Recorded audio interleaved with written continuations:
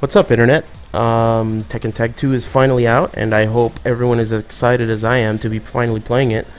I got a lot of stuff to talk about, so I'm just going to get right down to business. In this video, I'm going to talk about the rage system in this game, as well as the tag crash mechanic.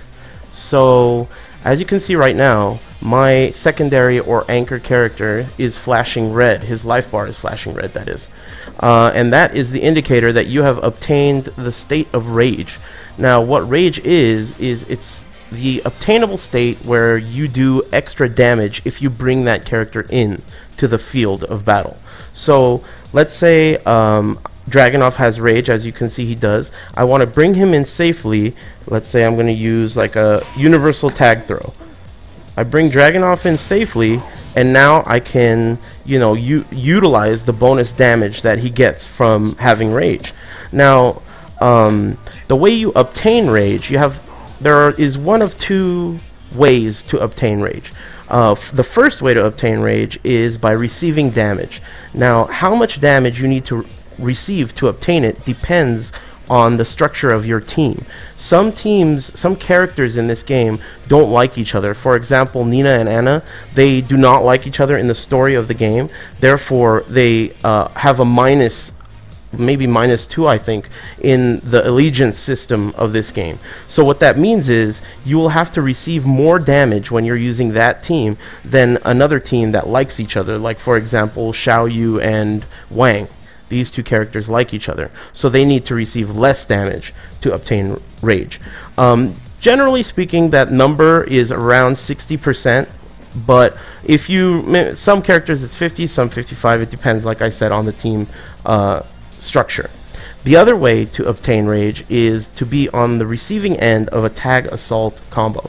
So a tag assault combo is when you tag off of your bound and then you just continue hitting the opponent. If you do a tag assault combo on your opponent, as soon as your secondary character touches them in the combo, you give your opponent's secondary character rage. So this becomes a factor in situations when you're playing against a solo, because when you're playing against a solo opponent, then you almost never want to do a tag assault combo on them, because you're just going to be giving them rage every time, and since they don't have to worry about tagging, it's like a very bad idea to do tag assault combos on a solo opponent. However, tag assault combos on a tag team is a good idea because you can get a lot of extra damage. So that makes you think, alright, well, all you're going to do is give them rage. That's not a great idea. Where's the payoff?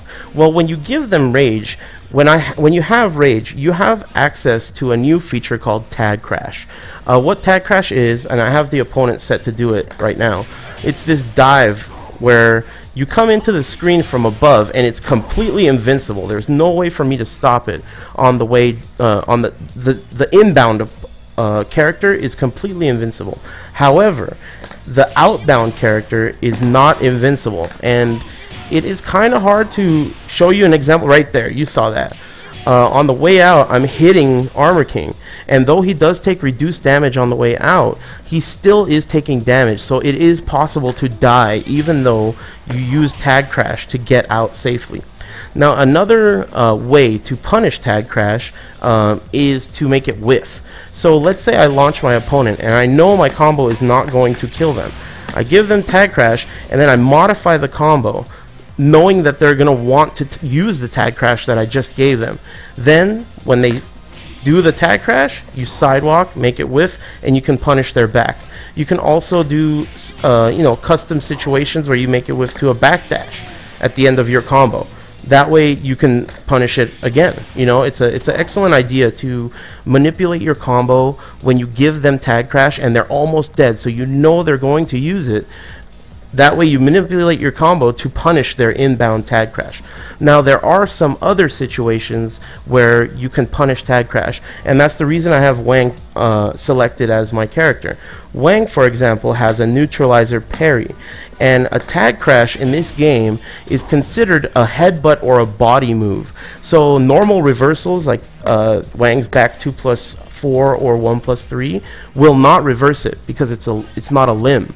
but his neutralizer will reverse it. So what you can do is you can use the neutralizer on an inbound tag crash to parry it and then launch. It's kind of tricky. I don't know if I'll get it right here, but you can launch the opponent.